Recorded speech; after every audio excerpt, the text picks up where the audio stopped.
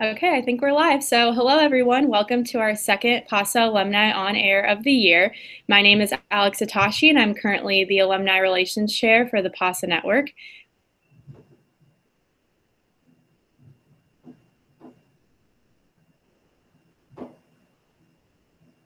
Once a month this school year, and each month we'll be talking about a different topic with various PASA alumni.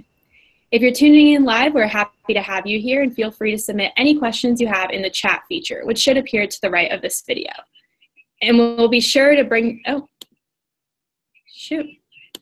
sorry, internet. And we will be sure to bring up those questions to the panelists. I want to remind everyone that this broadcast will become a YouTube video after the event is over. So if you have classmates who couldn't make it, they could still watch online at their own convenience and get the same information. Today we will be discussing the job search in our on-air session titled Less Stress and More Success, Navigating the Job Search, featuring a recent PASA alum, Vigor Lam. Unfortunately, Marcy Newman could no longer make it today, but she is happy to answer any PASA student questions directly. Her LinkedIn page is in the video description below. After Vigor introduces himself, I will start asking the questions that you all submitted beforehand, or if you're live, you can submit now. I do want to give an important announcement first. Next week, my internship office will be sending out resources to help prepare current students for the job search. This will include a link to this video and a document on how to conduct a job search in higher ed, how to join our LinkedIn group and view job postings, and lastly, a directory of PASA alumni and where they currently work. We hope that you'll use this directory to have a similar type of conversation with alums in a functional area you're interested or a location you want to move, like we're going to be doing with Vigor today. So let's go ahead and get started with an intro from Vigor, including where he currently works, what he does, and what he was involved with during his time in PASA. Sure. Thanks, Alex, for the great introduction. My name is Vigor Lam. I currently serve as Assistant Director of the Asian American Center here at Cornell University. I use the pronoun he, his. I am a queer, first-generation college student, transfer trio, Asian American students. During my time at USC, I was actually a first year liaison for the PASA network.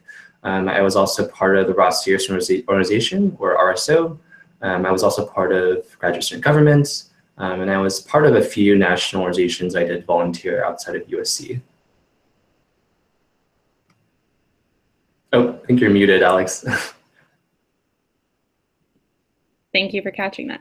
Okay, so thank you for that introduction. Now we'll get into the questions that some of my classmates submitted. So can you first start by telling us a little bit about your job search experience when you were about to graduate from PASA? How did you end up at your first job at Duke?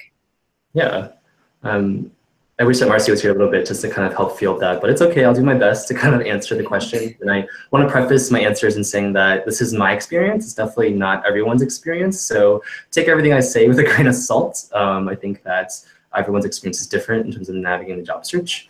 I think for me, being in PASA, I had a very interesting background in getting into higher education, like everyone does usually. I was curious about intersecting my architecture background with higher education.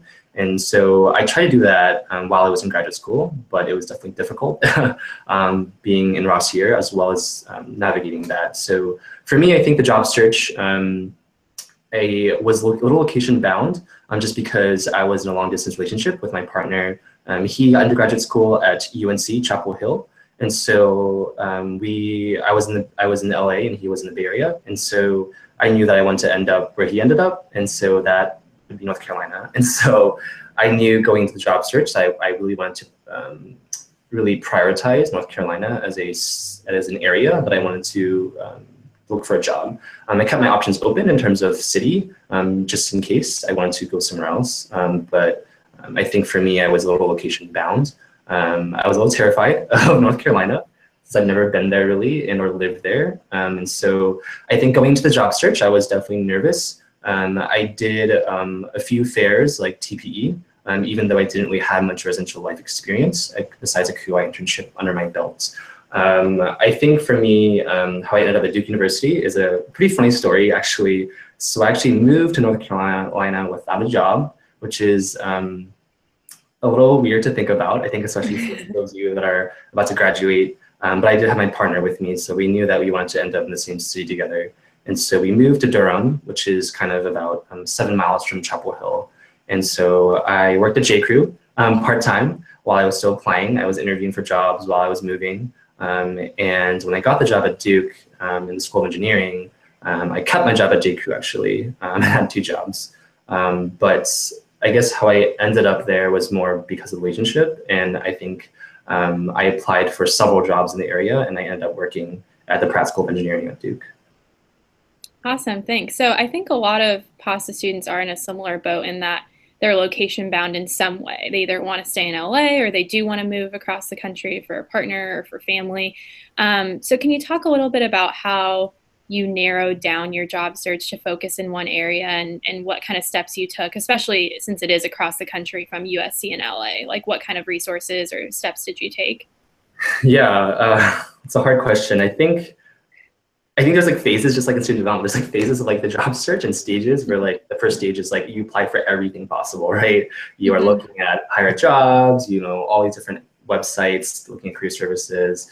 And that's exactly what I did. When I was looking at jobs, I literally applied for everything I could get my hands on in terms of like the time I could put into a cover letter and resume, TPE. I applied for any type of job possible. I think I started narrowing it down a little bit as I started to actually graduate, right? And I didn't have a job yet. I think I held a few assistantships while I was in graduate school. So I have experience in residential life, very little, but I did a co-internship.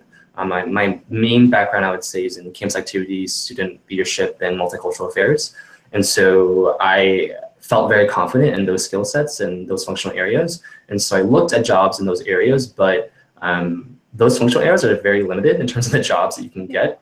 And so I was suggested to really kind of cast a wider net, right? Because while I do want to do multicultural affairs, campus activities, student development, leadership, those jobs are pretty far and few in between. And so I applied for other jobs as well. So I think just being smart about how wide your net is and being a little more intentional about it, right? I'm sure that makes kind of counterintuitive, but I think for me, I knew that applying for multicultural affairs, especially in the South, as an Asian American, would be difficult because I think that in the South, diversity and inclusion is seen from a different lens, as I think people will find out, than say LA. And so I think I found it really tough to kind of even get past the first round interview for a diversity job. And so I knew that I had to cast a wider net in terms of the job search. And so I ended up working in academic affairs at Duke. Awesome. Okay, thanks for sharing that. And now that you've mentioned it twice, I'm curious, how was your experience with TPE? I know some of my fellow classmates are planning on going to it and some are, still considering, should I go, should I not? So can you talk a little bit about that for you? Yeah, definitely. I think with TPE, I think PASA has a really long history of going to TPE, especially the res ed folks. I think that even though I wasn't like in res ed at USC, I felt pretty welcome because they have this tradition of like the old TPE people would buy lunch for the current PASA students going through that. And I felt that was really cool, like a tradition for PASA. And so I think for me, I went because I wanted to go to NASPA as well. And it was at New Orleans at the time, and I was born there. And so I haven't really been back since, like, that much. And I had some distant cousins. So I think it was a little personal, but also I wanted some experience in interviewing. And I felt like TPE would be the perfect place to do that. I would say go for it if you have the means to financially.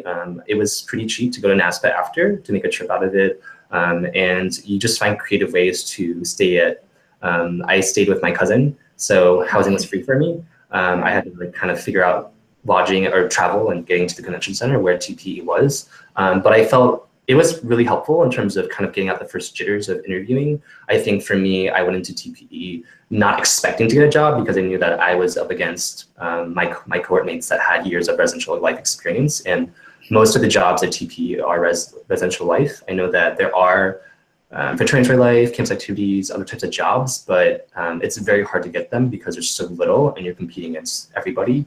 So I think going into it, I knew that I may not get a callback or a second round. I did get some second round interviews, but I knew that going into it, I wouldn't potentially get a full-time offer. And I was okay with that. I think I went into it kind of wanting to get the experience.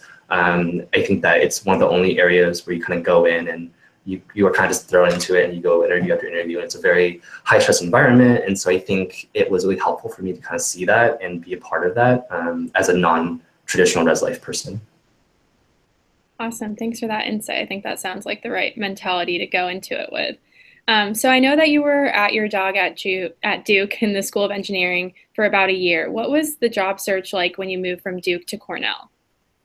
Yeah, I think with Duke, so yeah, I was only there for a year, and I was worried about leaving so soon, right? And I think a lot of times when you think about the job search and just when you're in the job, I'm sure a lot of the PASA students kind of see and we're told that, 2 to 3 years is kind of like a what's the word I'm looking for, is a good cushion and a good timing for like a job. And if you leave sooner, it's like seen as like not professional. But I would argue against that because I think that when you're job searching, I think a lot of times you take the first job you get, or you kind of go where you need to go, and you take the first offer, and you don't really truly think about what you want to do and where you want to end up, right? And so I think for me, that's kind of what happened, right? With Duke, I worked in academic affairs. I never had any experience in academic affairs. My job was working with master's engineering students, and I did anything from faculty relations to registrar work to academic advising to programming for a distance program. So I did a hodgepodge of anything academic related. It wasn't my forte because I didn't have experience with it. I really loved the work. I enjoyed it, but I knew going into it, after like the semester, that it wasn't my passion. And so I knew like inherently I wasn't truly happy in the role. And so I knew that I wouldn't end up in there, I wouldn't be there for very long, past, 2 years. And so when I was thinking about it, there actually was a role that came up equivalent to the type of job I have here at Cornell at Duke. And so I was told to apply like by several people in the institution in student life. And I weighed it out with a few other things. I think when I looked at the job description, I wanted to kind of compare it with other jobs similar to it. And that's when Cornell came up. And so I was really intrigued by the Cornell role. And so I applied to that as well. And obviously I chose Cornell. And I think I think I'll get into this a little later in terms of why I left North Carolina, but I think Cornell, there's a lot of great things happening here. And I think what really sold me on this offer and the job here was just the support I got from my supervisor, from the division, as well as just what they're doing here in the division. And I think this is a newly created role. And so I felt like I could take ownership of it and really do a lot while I was here. Awesome. Thanks for sharing that. So moving on to networking, that's something that us PASA students hear about all the time. So how do you recommend, or how have you leveraged your established connections during the job search? Like if we have people that, former mentors or employers, how do we use that during the job search to be successful? Yeah, networking is always just like the buzzword that we use in any like career. And I don't know how I feel about it sometimes because I think I'm personally pretty good at it. I think, I get business cards and I think that that's a great tool. But actually for me, the jobs that I got at Duke and Cornell, I didn't get through knowing somebody, which I think is really strange because I feel like I've been really good at networking through graduate school. I've been part of associations like ASPA, ACPA, AFA. I was part of NACA. And so I think I really try to embody that networking piece when I was in school. And I think I use more of those networks and mentors and advisors for just tips in terms of interviewing, in terms of reviewing my resume and cover letter, as so much as just like actually helping me get like a job, right? I think I use those networks just to help me more with kind of honing my own skills and interviewing and really kind of putting forth what I really wanted in the job and if it was a good fit. And also kind of figuring out, exactly if it was like at Duke, for example, Durham, what Durham would be like. So for example, I spoke with Professor Amati because she and her husband, I think it was just her husband that lived there, Dr. Cole. And so I talked to him a lot about what is North Carolina like? Like I've never been there.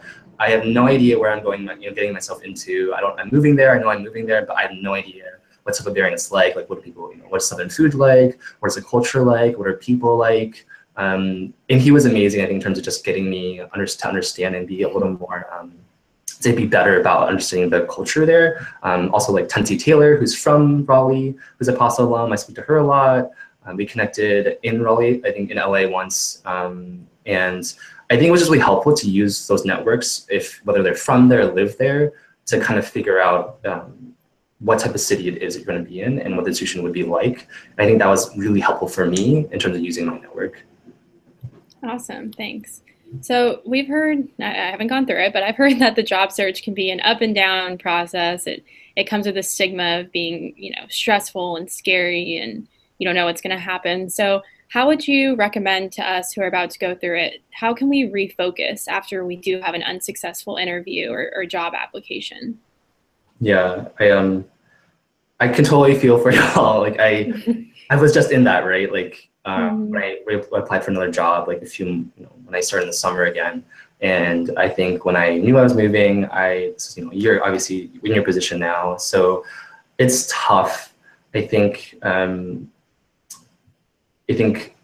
one of the things I think I need to think about that I wish I did better was this making sure that you're affirming yourself. When you don't get a call back or get a second round, you automatically think that it's like, oh, like I'm not good enough, right? And I think that's kind of just that spiral you get yourself into if you kind of keep getting declined offers or not even, HR, depending on the institution, is notorious for not getting back to you until 4 months later. And it's like, oh, like we found another candidate. And it's like, I applied for this job, 4 months ago.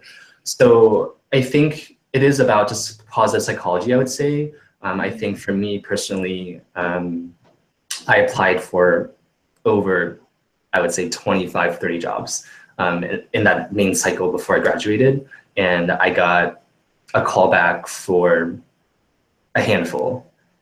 And so I think what I did was I had a huge kind of spreadsheet where I kind of logged like the notes I took and during the phone conversations, the phone interviews, the Skype ones if I had on campuses. And I took just meticulous notes of like, okay, what did I felt went well? What I felt didn't go well? Was I awkward? Did I talk too fast? And the skills of like, oh, and getting feedback about that, right? And I think that's what I tried to take really good notes. And I think from there, I just kind of developed and improved on the interview process. And then eventually, you get an offer. So I think it's about timing, and it's about just making sure that you take care of yourself and knowing that you are good enough. And there's something out there for you, whether it be in this time or this year, this semester, or the job cycle. But you are worthy. So. Yeah, that spreadsheet idea is really cool. I've heard of that for organizing where you applied, but I like that aspect you're bringing in of how did I feel after this phone interview, and sort of like a journal too, to keep track of how you're feeling and remind yourself when you have a tough day. Yeah. So sometimes when you apply for jobs, you'll be asked about your salary requirement. How do you recommend new professionals go about this? Yeah, salary is an awkward topic. Yeah. And I think I was definitely very confused by it until like the second job around, because I had amazing mentors that were just like, Vigor, like you need to negotiate. And so I think that's something that I also want to kind of bestow upon people that are watching this, is that it's okay to negotiate, right? Like I think the worst that they can say is no. So I think another thing I want to bring up is that with the FSLA requirements and the Labor Act, that will definitely affect how salary works. And I've heard stories from colleagues and my peers and just mentors about how it's affecting their institution. So I would definitely kind of read up on that, especially because it affects your job search and your salary requirements. I think you should definitely look at, depending on where you're applying and potentially getting an offer from, what the cost of living is, talking to people around there if you know people around there, and are connecting with like people that you've honestly like interviewed with and or that you might know that are in either lateral in horizontal positions, just to see how much, if they're comfortable talking about their salary. I would say kind of just do your homework. And then I think from there negotiate, because I think, again, the worst I can say is no. For me in this job, I really asked for a lot. I think that it's not just salary you can negotiate, there's so much more that you can negotiate, right? I think professional development is something you always talk about. So definitely negotiate that, ask for money, ask for funds, and make sure it's in your offer letter. Make sure that they do put that in there. And you can also ask for moving costs. I think depending on the level of a job that you're applying for and what type of job it is, if it's in a professional school, they may have more money to offer than student life, right? Traditional student life. And I think definitely make sure to think about that. One thing I also want to make sure that people understand is that moving costs, like that's a thing that you can get potentially, but make sure that if they offer you a certain amount, if it's taxed or not, because that's something that I was also like confused about, because I was offered this certain amount and I moved and I was like, wait, how come I only got this much? And it's because it was. And so tax is like, oh, it's so annoying. But I mean, I know it's necessary, but I didn't think about it when I got the offer. So That's something to think about as well, is that you can negotiate so much more than salary in terms of money, in terms of like benefits as well. Right. No, that makes really good sense. And that tax point, I wouldn't have thought of either, because you think of it with your salary, but not with, another stipend or something. So Right, like a bonus, yeah. yeah. And so a lot of, current students will be working their assistantships and finishing classes this spring, all while looking for jobs. The world doesn't stop. So what tips do you have for balancing the job search and the last semester of PASA? Oof. I think after just like a few years of like balance, there is no balance. There's no such thing as work-life balance. That's what everyone keeps telling me now, and I'm starting to believe it, because there's no such thing. It's navigating, right? It's how do you navigate your work life, school life. I think and I'm not good at it, honestly. I think it's navigating that how you're prioritizing it. I think that especially since most of you, I'm assuming, work in like student life jobs, that your supervisors would be very aware of your job search, and they're aware that you're looking for a role, like a job, a full-time job. Mm-hmm. So they should be very understanding of like if you need some time, or like you need to travel, or you just need some more time to like work on a cover letter. Just being aware of like your priorities and what's you can and cannot do, right? I think that for me, I was actually holding 2 assistantships while I was interviewing, and I think my bosses at the time were super supportive of me in terms of like the job search, when I need to take time off. So I think it's just being able to navigate that. I think making sure that you definitely chat with the people that are your community, right? Your family, your friends that are supporting you, making sure that you talk to them about the process, because they'll definitely get you through it, especially when you get a rejection, right? Because it's not fun and it's hard. It's a very harsh process. So just making sure that you get the support you need, navigating that part of it, and then making sure that you're also taking care of yourself during the process. Great, thank you. And the last question for today. So you mentioned that you're a first-generation college student, which I identify with as well. And I've been thinking, how is that going to translate into moving into my first professional role? Do you have any like specific advice or comments or any sort of message that you would want to give to first-gen students like us? Yeah, I was trying to think about this question when you were talking about it before. I'm trying to kind of process it, so this will become more of an out loud conversation. I think as a first gen college student, I find it difficult to kind of talk to my parents about what I do, and just people around them, like their friends or other family, because I speak Cantonese at home. I'm Chinese American, and my parents don't speak English very well. So the first thing that was difficult for me was just kind of helping my parents understand, one, like, why did I leave architecture to go to higher education? Why am I getting a master's? Why is it so expensive, right? Why is it so expensive? Why am I taking on so many loans? And then second, like third, what am I actually doing with my job, right? Because I think that explaining higher education in English even is difficult. So how do you do it in the language?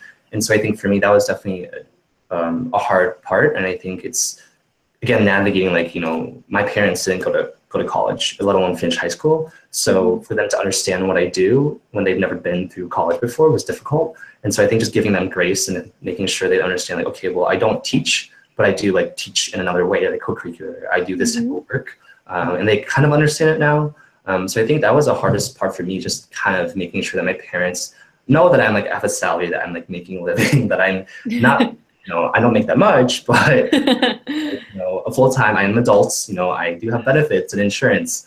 And I think that was like half the battle, right? That's like the first thing that I think I wanted to make sure my parents knew, that I'm like, I have a job, like I'm financially, it's okay. I'm in debt, but it's okay. I'm able to pay off my loans. So I think that's one thing I think that I really valued a lot, is making sure that my family and parents understood what I did, and at least to a certain extent, right?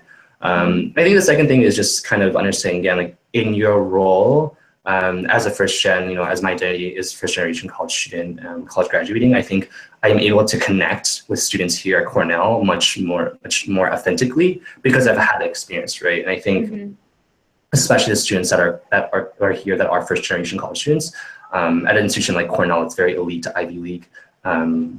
There's not, there's a pipeline for first generation college students, but when they are here, a lot of times they feel like they don't belong, because of how just the majority of students are, more privileged, I would say. So I think being a first generation college student has really served me well in terms of having to be able to advise and mentor students here, especially in our center. I'm actually going to be a NUF mentor for the next program. It's a freshman. Yeah. He is a freshman. And he wants to go to higher education. I found out. He's also Cantonese, and I just felt that was for me. I was like, wow, like it was like this is like the moment where you're like, oh my gosh, I love what I do. Yeah. Using 100 billion in one, why I love what I do, because I'm able to connect with a student like this, and he wants to do what I do in the future. So I think it's more personal to me to I think for us, especially as first friend, it's a personal identity to carry, but you can also utilize that and mentor and be like a very authentic and good advocate for students, and or when you're on committees or something to talk about the first gen experience and how different that is from legacy or second gen, third gen students, right? I think that it's very important to talk about it and be visible and talk about the identity because it is not visible, right? So I mention it as much as I can because I think that students, when they see that and hear that, oh, they're like, oh, okay, yeah, Vigor, wow, how did he get to where he is now? Right. He figured it out. Right. Awesome. Well, thanks. I was enough too, actually. So that's cool. I was never enough. Actually, I heard about it too late. Oh, okay. Cool that I'm going to be a mentor. So yeah, that's really great. Well, that concludes our question and answer portion for today. I want to thank everyone who's watching this now or later. And I want to, of course, thank Vigor for taking time in his busy schedule to share some insight with us current PASA students. We all really appreciate it. And I know that it'll be really helpful for us as we continue to move forward in this process. Vigor did mention that he's happy to connect with anyone on LinkedIn, or you can also email him directly with any follow-up questions. So I'll post his email for you all to have. And our next PASA Alumni on Air will be in January 2017, so stay tuned for more details. And remember to let me know if you have any suggestions for topics or panelists. Thanks again for tuning in, and have a great rest of your day. Fight on. Right on. Thank you so much for having me. Of course, thanks.